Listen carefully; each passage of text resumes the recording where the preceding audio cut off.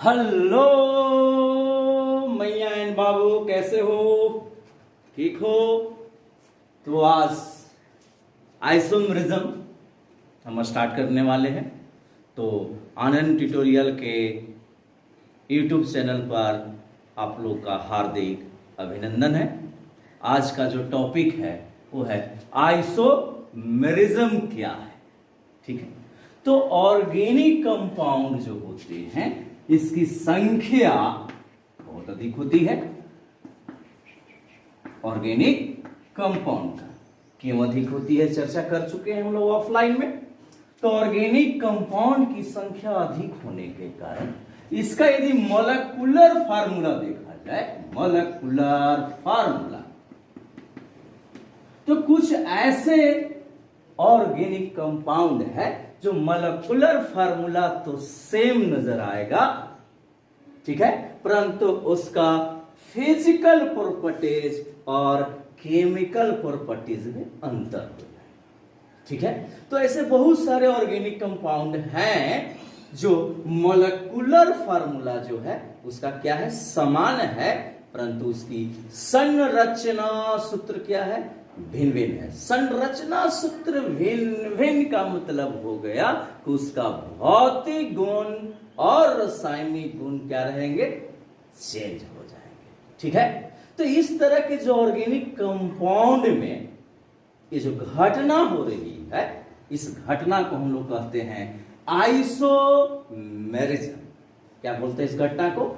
Isomerism. तो ये जो आइसोमेरिज्म जो शब्द देख रहे हैं ये ग्रीक शब्द है। इसका मीनिंग होता है, आइसो जो शब्द बना हुआ है वो आइसोस से बना हुआ है। किससे? आइसोस। आइसोस मीन्स होता है सेम या इक्वल, और मेरिज्म जो है वो मेरोस शब्द से बना हुआ है, मेरोस, और इसका मतलब होता है पार्ट, अंग, पार्ट्स, यानी इक्वल पार्ट्स रहेंगे, समान अंग रहेंगे। तो कौन सा समान अंग? तो मॉलिक्यूलर फार्मूला। तो आइसोमेरिज्म का जो डिफिनेशन हो जाएगा वो डिफिनेशन क्या हो जाएगा कि मॉलिक्यूलर फार्मूला, ऑर्गेनिक कंपाउंड की बात कर रहे हैं कि molecular formula is same but आपका जो स्ट्रक्चर फार्मूला है, स्ट्रक्चर, या आप कह सकते हैं इसको कॉन्फ़िगरेशन या कॉन्फ़िगरेशन, ये दोनों में थोड़ी सी अंतर है, हम चर्चा करेंगे। Configuration are different, are different. तो मॉलिक्यूलर फार्मूला उसका यदि समान है, इक्वल है, परंतु स्ट्रक्चर या कॉन्फ़िगरेशन, स्ट्रक्चर और कॉन्फ़िगरेशन में थोड़ी सी अंतर है कि स्ट्रक्चर तो सेम रहेगा मगर कॉन्फ़िगरेशन के मतलब होता है अरेंजमेंट, व्यवस्था, व्यवस्था में उसका परिवर्तन, ओरिएंटेशन में परिवर्तन कॉन्फ़िगरेशन का। अच्छा, लाइक है स्ट्रक्चर ही, तो स्ट्रक्चर में थोड़ा सा उसका अगर अरेंजमेंट अगर चेंज हो जाए तो वो कहलाएगा आपका कॉन्फ़िगरेशन। जैसे मान लो कि ये आनंद सर का जो चेहरा देख रहा है, ये जो स्ट्रक्चर देख रहा है, ठीक है, इस स्ट्रक्चर में यदि है इस चेहरा का अरेंजमेंट थोड़ा सा चेंज कर दिया जाए, इस तरह से कर दिया जाए, तो ये जो आपको कहलाएगा ये कहलाएगा कॉन्फ़िगरेशन। अभी जिस रूप में स्ट्रक्चर है थोड़ा सा अगर हम चेंज कर दिए तो हो गया कॉन्फ़िगरेशन। तो मॉलिक्यूलर फार्मूला समान, परंतु स्ट्रक्चर या कॉन्फ़िगरेशन क्या होना चाहिए, डिफरेंट होना चाहिए, भिन्न भिन्न होना चाहिए। तो वैसे ऑर्गेनिक कंपाउंड को हम लोग क्या कहेंगे, आइसोमर कहेंगे। और इस तरह की जो घटना देख रहे हैं या पाया जाता है तो ये कहलाएगा आइसोमेरिज्म। क्या कहलाएगा? आइसोमेरिज्म। ये घटना है, ठीक है। कैसी घटना? तो जिनका अणुसूत्र समान परंतु संरचना या कॉन्फ़िगरेशन, अभिविन्यास इसका हिंदी होता है, संरचना या अभिविन्यास क्या हो, भिन्न भिन्न हो, तो वो हमारा कंपाउंड जो कहलाएगा वो कहलाएगा आइसोमर, और ये जो घटना है ये कहलाएगा आइसोमेरिज्म, ठीक है। तो अब हम लोग क्लासिफिकेशन करते हैं आइसोमेरिज्म का, ठीक है।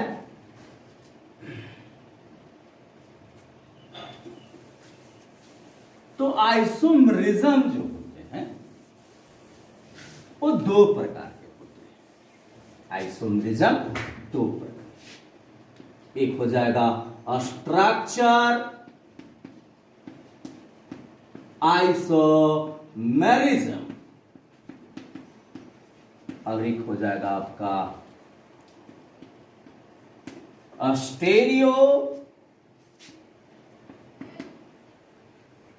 आइसोमेरिज्म। तो पहले समझते हैं कि दोनों में क्या अंतर है। आइसोमेरिज्म क्लियर हो गया, मॉलिक्यूलर फार्मूला सेम रहेंगे बट स्ट्रक्चर और कॉन्फ़िगरेशन क्या रहेगा, उसका डिफरेंट रहेगा। तो वैसे कंपाउंड को हम लोग आइसोमर कहेंगे तथा इसकी घटना को हम लोग आइसोमेरिज्म कहते हैं। तो दो तरह के हुआ, स्ट्रक्चर आइसोमेरिज्म। तो स्ट्रक्चर आइसोमेरिज्म वैसे आइसोमेरिज्म को कहते हैं जिनका मॉलिक्यूलर फार्मूला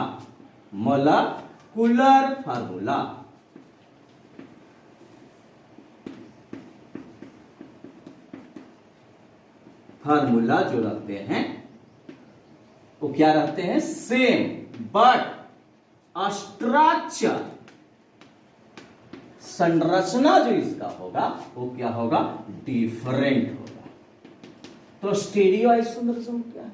तो वैसा आइसोमेरिज्म जिनका मॉलिक्यूलर फार्मूला, ठीक है, और स्ट्रक्चर करीब करीब, स्ट्रक्चर क्या रहता है, समान रहता है, परंतु उसका कॉन्फ़िगरेशन, उसका एटम का अरेंजमेंट जो होता है वो आपका डिफरेंट होता है।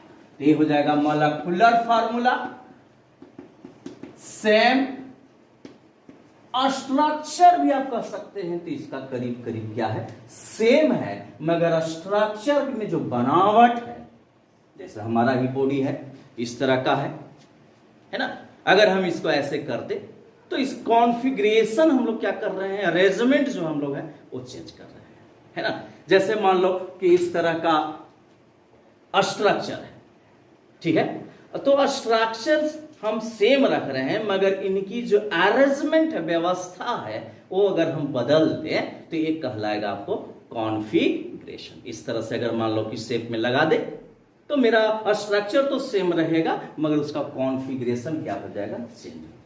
जैसे स्प्रिंग, ठीक है, तो स्प्रिंग इस तरह के शेप स्ट्रक्चर फॉर्म में है, मगर इसको और ज्यादा हम इस तरह से मूव करा दे, है ना, घुमा दे, तो ये इसका साइज क्या होने लगता है, छोटा होने लगता है। तो उसको हम लोग कहेंगे क्या चीज, कॉन्फ़िगरेशन, ओरिएंटेशन, ठीक है। तो मॉलिक्यूलर फार्मूला इसमें सेम रहेंगे, स्ट्रक्चर भी करीब करीब आप क्या रहेंगे, सेम रहेंगे, परंतु स्ट्रक्चर में जो अरेंजमेंट है एटम का, यानी उसको हम लोग क्या कर रहे हैं, कॉन्फ़िगरेशन इज डिफरेंट, ठीक है। तो वो कहलाएगा आपको स्टीरियो आइसोमेरिज्म कहलाएगा, ठीक है। तो आइए अब स्टार्ट हम करते हैं, स्ट्रक्चर आइसोमेरिज्म कितने प्रकार के होते हैं।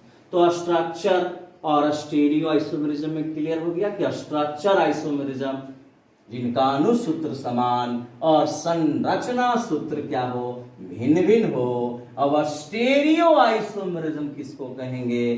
तो अणुसूत्र तो समान और लगभग आप संरचना सूत्र भी कह सकते हैं समान, परंतु कॉन्फ़िगरेशन यानी एटम का जो अरेंजमेंट है वो क्या हो जाते हैं? डिफरेंट होते हैं। उसके कारण जो आइसोमर मिलेगा वो स्टेरियो आइसोमर कहलाएगा और ऐसी घटना को हम लोग बोलेंगे स्टेरियो आइसोमरिज्म। तो अब हम लोग चर्चा करते हैं स्ट्रक्चर आइसोमरिज्म। तो स्ट्रक्चर आइसोमरिज्म का क्लासिफिकेशन करते हैं।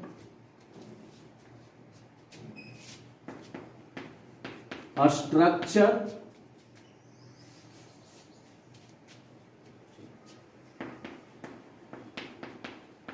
स्ट्रक्चरल आइसोमेरिज्म, ठीक है, टाइप ऑफ स्ट्रक्चर आइसोमेरिज्म। पहला इसका जो टाइप है आइसोमेरिज्म, कौन सा आइसोमेरिज्म? स्ट्रक्चरल आइसोमेरिज्म की चर्चा कर रहे हैं। तो पहला है चेन आइसोमेरिज्म, चेन आइसोमेरिज्म, ठीक है। दूसरा चेन हो गया पोजीशन आइसोमेरिज्म, आइसोमेरिज्म, ठीक है। तीसरा जो है फंक्शनल आइसोमेरिज्म। ये सब स्ट्रक्चर आइसोमेरिज्म का टाइप है आइसोमेरिज्म। और चौथा है मेटामेरिज्म,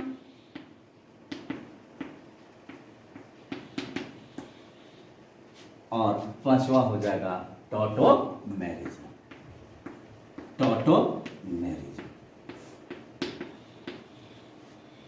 ठीक है। ये 5 प्रकार का आपका स्ट्रक्चर आइसोमेरिज्म है।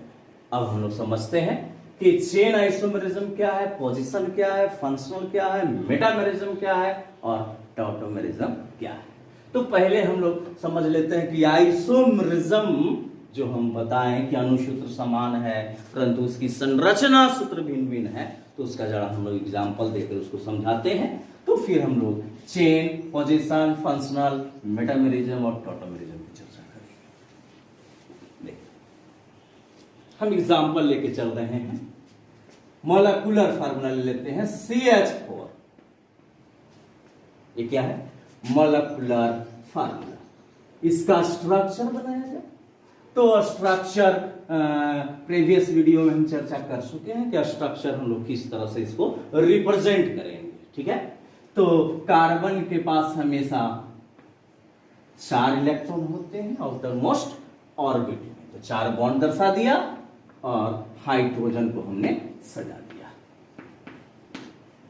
ये हो गया इसका स्ट्रक्चर। आप कहिएगा कि सर तो स्ट्रक्चर तो इसको ऐसे भी बना सकते हैं, हाइड्रोजन हाइड्रोजन हाइड्रोजन, तो क्या यह 2 स्ट्रक्चर है? नहीं, एक ही स्ट्रक्चर इसको माना जाएगा। स्ट्रक्चर जो डिफरेंट तभी हम मानेंगे जब उसका नोमेनक्लेचर, क्या चीज?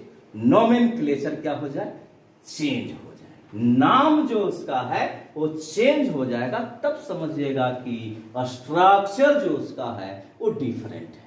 क्योंकि हम लोग तो लाइन में नहीं है कि टेस्ट करेंगे कि इस तरह की संरचना, इस तरह की संरचना सेम है कि डिफरेंट है।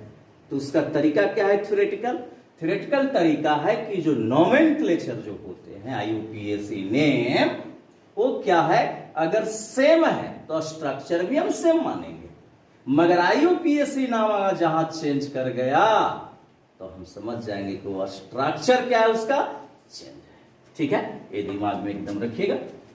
तो ये दोनों सेम है, डिफरेंट नहीं है, तो ये आइसोमेरिज्म प्रदर्शित नहीं कर रहा। और एग्जांपल देखा जाए, जैसे हम लेते C3H6, ठीक है, या H8 लेके चलते हैं। तो 3 कार्बन है, तो 3 कार्बन हम जो भी इसका चर्चा जो करेंगे, हम लोग स्ट्रक्चर जो फार्मूला दिए थे उस फॉर्म में नहीं, हम लोग कंडेंस फॉर्म या फिर आपका बॉन्ड लाइन फार्मूला के द्वारा हम आइसोमेरिज्म को समझाएंगे, ठीक है। तो जैसे देखिए CH3 CH2 CH3, तो कंडेंस फॉर्म में हम लोग कैसे लिखते हैं, इसके लिए प्रीवियस वीडियो में देख लीजिएगा। प्रीवियस वीडियो में जाने के लिए आपका डिस्क्रिप्शन जो बॉक्स है उसमें लिंक दिया हुआ है, या जब वीडियो आप देख रहे होंगे तो ऊपर में एक आई का सिंबल आता है, वहां भी क्लिक करके आप प्रीवियस वीडियो में आप जा सकते हैं। ठीक है, तो CH3 CH2 CH3, अगर इसका हम स्ट्रक्चर ऐसे कर दे कि CH3 CH2 CH3, तो कहिएगा क्या सर स्ट्रक्चर चेंज है? या इसको ऐसे भी हम रिप्रेजेंट कर देंगे कि 2 हाइड्रोजन और 2 आपका CH3 CH3, क्या स्ट्रक्चर चेंज हुआ? यह स्ट्रक्चर डिफरेंट है? नहीं। क्यों नहीं डिफरेंट है? तो हम लोग इसका नोमेनक्लेचर करेंगे, IUPAC नाम देखेंगे। अगर IUPAC नाम डिफरेंट मिलेगा तब स्ट्रक्चर डिफरेंट, सेम है तो फिर स्ट्रक्चर डिफरेंट नहीं होगा। तो नोमेनक्लेचर करने के लिए हम लोग नंबरिंग करते हैं 1 2 3। 3 के लिए prop, nature of bond single, तो नाम है प्रोपेन। इसका भी करके देखा जाए 1 2 3, ये नहीं कि लिख लीजिएगा 1 डाइमिथाइल। करो, जो रूल है उस रूल के अनुसार चलिएगा। नंबरिंग जो है कंटिन्यूअस करना होगा और लॉन्गेस्ट चेन का चुनाव करना होगा, लंबी श्रृंखला का। तो इसका भी नाम क्या हो गया? प्रोपेन। इसका भी देखा जाए तो नंबरिंग किसका करते हैं? हाइड्रोजन का नहीं, किसका? तो कार्बन का। तो 1 2 3, इसमें भी आपका कितने कार्बन? 3 कार्बन है, तो इसका भी नाम होगा प्रोपेन। तो बताओ कि प्रोपेन जो ऑर्गेनिक कंपाउंड है, क्या इसका आइसोमर प्राप्त हो रहे हैं, या क्या ये आइसोमरिज्म प्रदर्शित कर रहा है? तो नहीं, या नो आइसोमरिज्म, इसका आइसोमर नहीं होते हैं, इसका भी आइसोमर नहीं। ठीक है, तो इस तरह से आप जो है पहचान कर सकते हैं कि कौन सा ऑर्गेनिक कंपाउंड आइसोमरिज्म प्रदर्शित करेगा। तो कौन सा करेगा? तो हम लोग अभी स्ट्रक्चरल आइसोमरिज्म की अभी हम चर्चा कर रहे हैं, तो इसमें दिमाग में रखना है कि मोलेकुलर फार्मूला जो है सेम होना चाहिए और स्ट्रक्चर डिफरेंट के मतलब हो गया कि इसका IUPAC नेम क्या हो जाना चाहिए? चेंज हो जाना चाहिए। जैसे हम लेकर चलते हैं C फॉर H10, ये क्या है? मोलेकुलर फार्मूला, MF शॉर्ट में लिख देते हैं। इसका स्ट्रक्चर बनाया, तो स्ट्रक्चर तो हम बना रहे हैं कंडेंस फॉर्म में, CH3 CH2 CH2 CH3। क्या इसका स्ट्रक्चर हम ऐसे भी बना सकते हैं? इसमें 4 कार्बन वाला है, हम 3 का ही लेके चलते हैं, CH3 CH CH3 और CH3। जोड़ के देख लीजिएगा, 4 कार्बन और हमारा 10 हाइड्रोजन होना चाहिए, है 3 3 6 3 9 1 10, 3 3 6 और 4। क्लियर है? तो स्ट्रक्चर हम लोग ऐसे ही कर सकते हैं, कहिएगा कि ये जो सर साइड चेन मिल रहा है उसको बगल में कर देते हैं, तो आओ कर दो CH3 CH2 CH2 CH3। मगर जो भी स्ट्रक्चर बनाइएगा तो हमेशा याद रखिएगा कार्बन के पास कितना बॉन्ड? 4। 4 तेरे हैं, 4 मेरे हैं। ठीक है, अब बस हाइड्रोजन को क्या कर देना है? अरेंजमेंट कर देना है। तो अब देखा जाए कि ये जो 3 प्रकार के हम स्ट्रक्चर जो शो किए, क्या यह 3 प्रकार के स्ट्रक्चर है? तो हम कैसे जानेंगे कि यह 3 प्रकार का स्ट्रक्चर है? डिफरेंट। तो उसके लिए क्या है? नोमेनक्लेचर। नोमेनक्लेचर अगर डिफरेंट आ गया तब हम बोलेंगे कि तीनों जो आपका है वो स्ट्रक्चर जो उसका है क्या है? चेंज है। क्लियर है? तो आइए नंबरिंग कीजिए 1 2 3 4, इसका नाम है ब्यूटेन। इसका नंबरिंग कीजिए 1 2 3। हमारा दूसरा पर मिल रहा है इल्काइल ग्रुप, इसका नाम हो जाएगा 2 मिथाइल। मेन चेन में कितने कार्बन? 3 के लिए प्रोपेन। आइए इसका देखते हैं नोमेनक्लेचर। 1 2 3 4, पहले ही जैसा है, यानी इसका भी नाम क्या रहेगा? ब्यूटेन। तो 2 ब्यूटेन तो सेम हो गए। क्या ये दोनों का स्ट्रक्चर डिफरेंट है? नहीं। स्ट्रक्चर डिफरेंट तभी मानिएगा जब उसका नाम चेंज कर जाए, क्योंकि हम लोग लैब में बैठकर उसको हम लोग एनालिसिस नहीं कर रहे हैं। हम लोग ये बोर्ड पर हम लोग चर्चा कर रहे हैं, तो हम कैसे पहचानेंगे कि स्ट्रक्चर उसका डिफरेंट है? तो स्ट्रक्चर डिफरेंट होने के लिए नोमेनक्लेचर जो है उसका अगर चेंज हो जाएगा तब हम कहेंगे कि वो डिफरेंट है ना। मान लो कि आनंद जी हैं, फिर एक आनंद जी को खड़ा कर दिए, तो क्या बोलेंगे? Structure different? नहीं, सेम।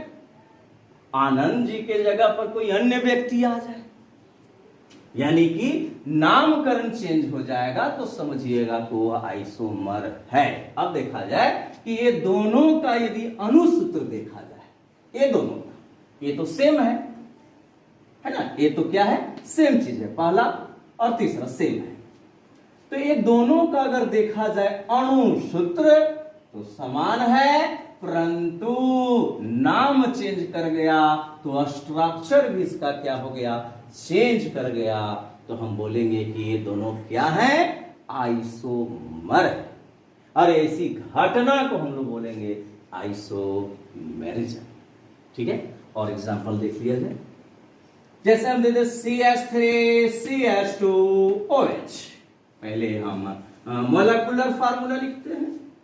मोलेकुलर फार्मूला C2H6O, ये है मोलेकुलर। इसका हम लोग स्ट्रक्चर बनाते हैं। ठीक है, जितना आप बना सकते हैं बनाकर देखिए, मगर नोमेनक्लेचर डिफरेंट रहेगा तभी कहिएगा कि उसका स्ट्रक्चर क्या है? तो 2 कार्बन है, तो CH3CH2OH, 3 2 5 अरे 6 हाइड्रोजन है, 2 कार्बन है, 1 ऑक्सीजन है। तो स्ट्रक्चर तो ऐसे भी बना सकते थे। CH3 सिंगल बंधन O, सिंगल बंधन CH3। ठीक है, इसमें देखिए तो फंक्शनल ग्रुप अल्कोहल है, और इसमें फंक्शनल ग्रुप ईथर है। क्या ये दोनों का प्रॉपर्टी सेम होगा? नहीं, क्योंकि नाम भी चेंज कर गया। तो नाम चेंज करने से हम बोलेंगे क्या? स्ट्रक्चर भी चेंज है, परंतु इसका अगर अनुसूत्र देखा जाए तो क्या है? समान है। तो अनुसूत्र समान परंतु संरचना सूत्र भिन्न भिन्न हो, तो वैसे कंपाउंड को हम लोग कहेंगे आइसोमर। तथा इसी जो घटना हो रही, मिल रही, हो रही, ये प्रकृति में है ना, तो इस घटना का नाम रख दिया गया आइसोमेरिज्म। क्लियर है? अब आते हैं हम लोग स्ट्रक्चर आइसोमेरिज्म का जो टाइप था, उसमें पहला था चेन आइसोमेरिज्म। पहला चर्चा करते हैं हम अब चेन आइसोमेरिज्म।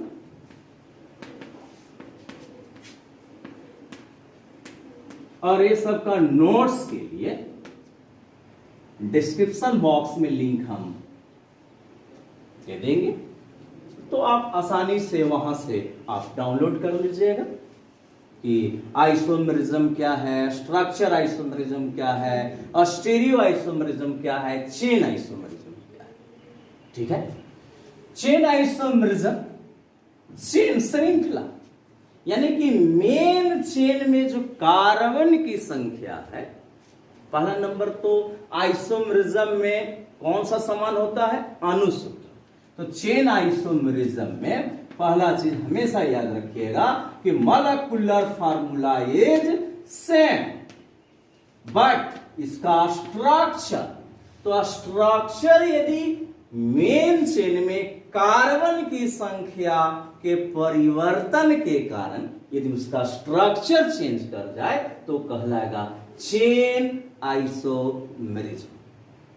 चेन श्रृंखला में कार्बन की संख्या के परिवर्तन के कारण उसका स्ट्रक्चर क्या हो जाता है, चेंज कर जाता है तो स्ट्रक्चर आइसोमेरिज्म।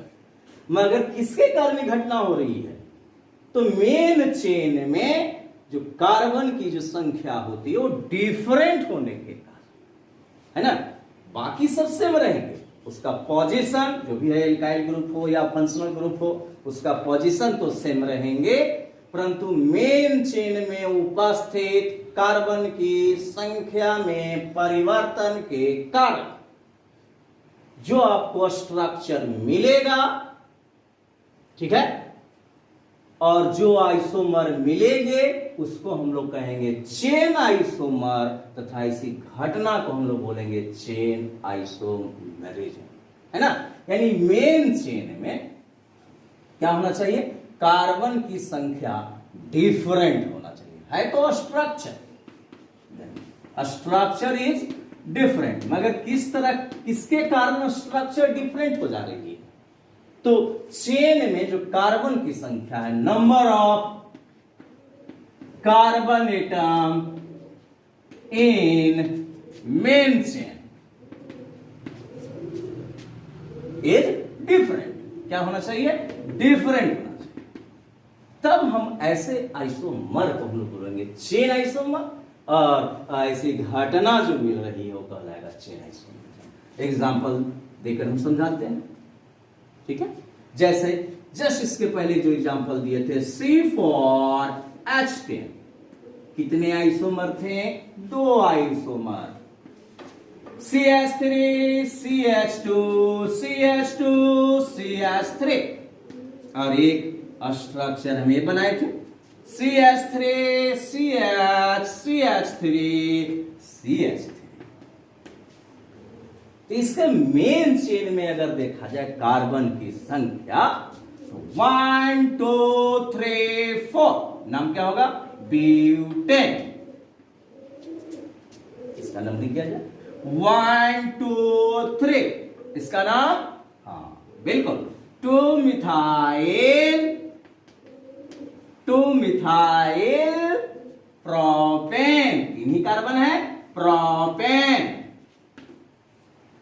ये दोनों में देखिए तो स्ट्रक्चर तो डिफरेंट है, क्योंकि नाम क्या हो गया, चेंज कर गया, नाम चेंज करने से आप समझ जाइएगा स्ट्रक्चर डिफरेंट है, मगर यह जो स्ट्रक्चर डिफरेंट हुआ उसका कारण क्या है ना, तो देखिए तो इसमें मेन चेन में 4 कार्बन है और इसके मेन चेन में 3 कार्बन, तो चेन में परिवर्तन के कारण हमको ऐसा आइसोमर मिल रहा है, स्ट्रक्चर आइसोमर, तो इसका नाम रख दिया गया चेन आइसोमर। ऐसे कंपाउंड को हम क्या बोलेंगे, चेन आइसोमर, क्योंकि श्रृंखला में परिवर्तन के कारण स्ट्रक्चर जो हमको मिल रहा है वो डिफरेंट मिल रहा है, और इसी घटना को हम क्या कहेंगे, चेन आइसोमेरिज्म, ठीक है।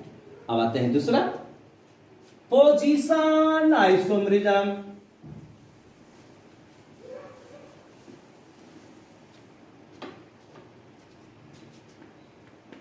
दूसरा था पोजीशन आइसोमेरिज्म। पोजीशन, तो इसमें भी आइए, पहला चीज मॉलिक्यूलर फार्मूला सेम होना चाहिए, और स्ट्रक्चर जो फार्मूला है या स्ट्रक्चर जो होना चाहिए वो क्या होना चाहिए, डिफरेंट होना चाहिए। 2 चीज तो है, क्योंकि यह स्ट्रक्चर आइसोमेरिज्म का ही टाइप है, तो ये 2 चीज तो रहेंगे, मगर यहां ये देखना है कि स्ट्रक्चर डिफरेंट जो हो रहे हैं वो किसके कारण स्ट्रक्चर डिफरेंट हो रहे हैं। पहला हम लोग देखें कि मेन चेन में कार्बन की संख्या के परिवर्तन के तरह। इसमें है पोजीशन, लोकेंट, स्थान। तो किसका स्थान? तो alkyl, position of alkyl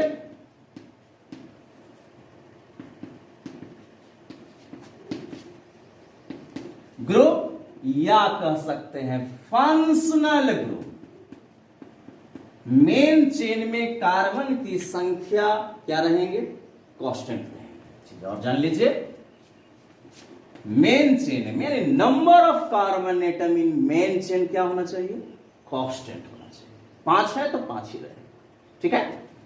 number of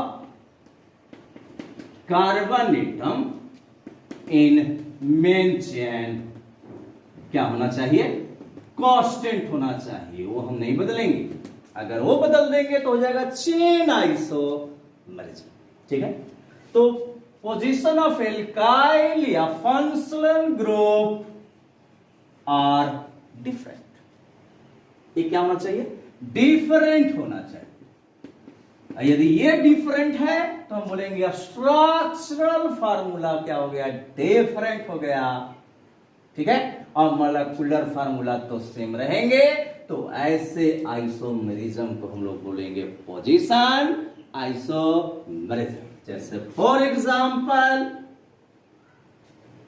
CH3 CH2 CH CH3 CH2 CH3। ये जो हम कंडेंस फार्मूला लिख रहे हैं, इसको प्रीवियस वीडियो में जाकर देख लीजिएगा कि किस तरीका से कंडेंस फार्मूला को रिप्रेजेंट किया जाता है, ठीक है। और आप लोग बार बार इसका प्रैक्टिस करते रहिएगा तो आप लोग का भी एक क्लियर अंदाज मिलने लगेगा कि किस तरह से कंडेंस फार्मूला को हम लोग लिखें। तो पहले इसका मॉलिक्यूलर फार्मूला देख लिया जाए। मॉलिक्यूलर फार्मूला तो कितने कार्बन हैं? 1 2 3 4 5 6 कार्बन, तो 6 कर दिए। हाइड्रोजन कितने हैं? 3 3 6 3 9 1 10 और 2 12। हम बना रहे हैं पोजीशन आइसोमेरिज्म से सेक्स। देख लीजिएगा फिर से, 3 3 6 3 9 10 2 12 और 2 14 छूट रहा था, 14 है। अब देखिए, अगर आपको इच्छा होगा कि मेन चेन में कार्बन की संख्या को हम चेंज अगर मिल जाए तो फिर हो जाएगा चेन आइसोमेरिज्म। हम केवल यहां पर क्या कर रहे हैं? चेन आइसोमेरिज्म को हम कांस्टेंट रख रहे हैं और इसकी लोकेशन को हम बदल देते हैं। जैसे 1 2 3 4 5, अभी इसका नाम हो जाएगा 3, हाँ बोलते जाओ, मिथाइल। मेन चेन में कितने कार्बन? 5, 5 के लिए पेंट। कितने आदमी थे? तो 5 थे। उसका रूट वर्ड क्या है? पेंट है। नेचर कैसा है? तो सिंगल है, तो लगा देंगे एन। अब देखा जाए, एक स्ट्रक्चर हम इस तरह के बनाते हैं कि ये जो पोजीशन जो इस पॉइंट पर था, अगर हम इस पॉइंट पर पोजीशन ला देते हैं, CH3 CH CH3 CH2 CH2 CH3, जोड़कर देख लीजिए अनुसूत्र सेम मिल रहा है कि नहीं। पहला नंबर मॉलिक्यूलर फार्मूला हमको सेम होना चाहिए। ये नहीं कि बोलिएगा कि सर CH4 C2H6 ये भी तो क्या है सर? डिफरेंट है। नहीं, मॉलिक्यूलर फार्मूला तो डिफरेंट नहीं है। मॉलिक्यूलर फार्मूला क्या होना चाहिए? सेम होगा, तब आइसोमेरिज्म का कॉन्सेप्ट लगेगा। तो देखिए, तो 3 3 6 और 3 9, 9 और 2 11, अब 1 12 और 2 14 हो गए, 14 हो गए। अनुसूत्र क्या है? समान है।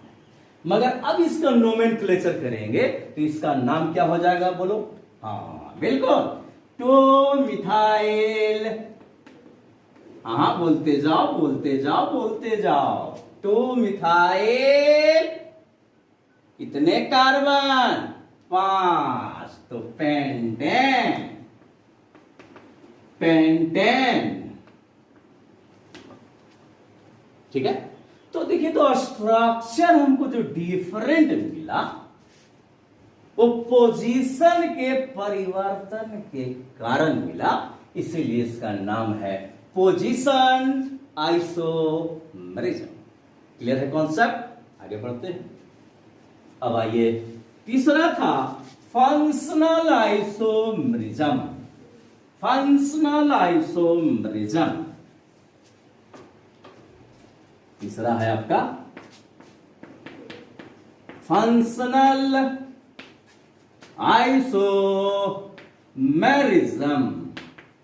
इसमें भी दो चीज सेम रहेंगे। First, molecular formula is same.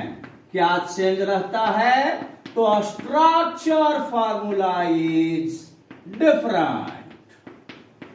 तो ये जो डिफरेंट मिलेगा हमको स्ट्रक्चर फार्मूला, वो किसके कारण? तो फंक्शनल ग्रुप के परिवर्तन के कारण। यानी कि स्ट्रक्चर डिफरेंट किसके कारण इसमें मिलेगा? Functional group. एल्कोहल है, ईथर मिल सकता है। एल्डिहाइड है, कीटोन मिल सकता है। ठीक है, तो फंक्शनल ग्रुप, फंक्शनल जो ग्रुप होना चाहिए वो क्या होना चाहिए? डिफरेंट होना चाहिए। Functional group different. ठीक है, ये हमेशा फंक्शनल ग्रुप हमको इसमें क्या मिलना चाहिए? डिफरेंट मिलना चाहिए। बाकी लोकेट मानो पोजीशन और मेन चेन में कार्बन की संख्या क्या होना चाहिए? कांस्टेंट होना चाहिए। ठीक है, फॉर एग्जांपल CH3 CH2OH, इसका जरा हम लोग तैयार कर लेते हैं मोलेकुलर फार्मूला। तो कार्बन की संख्या 2 है, हाइड्रोजन की संख्या कितना है? 6 है, ऑक्सीजन की संख्या 1 है। इसका जरा हम लोग दूसरा स्ट्रक्चर बनाते हैं इस तरह से। CH3 single bond O, single bond CH3। इसका नाम बोलो। इथाइल एल्कोहल या इथेनॉल। इसका नाम क्या है? इथेनॉल। इसका नाम, हाँ बिल्कुल right, methoxy methane. Methoxy methane. नाम चेंज है तो स्ट्रक्चर चेंज। मगर स्ट्रक्चर जो चेंज यहां पर दिखाई दे रहा है वो किसके कारण? तो ये कारण है फंक्शनल ग्रुप के परिवर्तन के कारण। तो यही है आपका फंक्शनल आइसोमेरिज्म। क्लियर है? ठीक है, तो आज का क्लास जो है यहीं तक है, और नेक्स्ट वीडियो में हम मेटामेरिज्म और टॉटोमेरिज्म की चर्चा करेंगे। और नेक्स्ट वीडियो को देखने के लिए आप लोग सब्सक्राइब, लाइक और कमेंट जरूर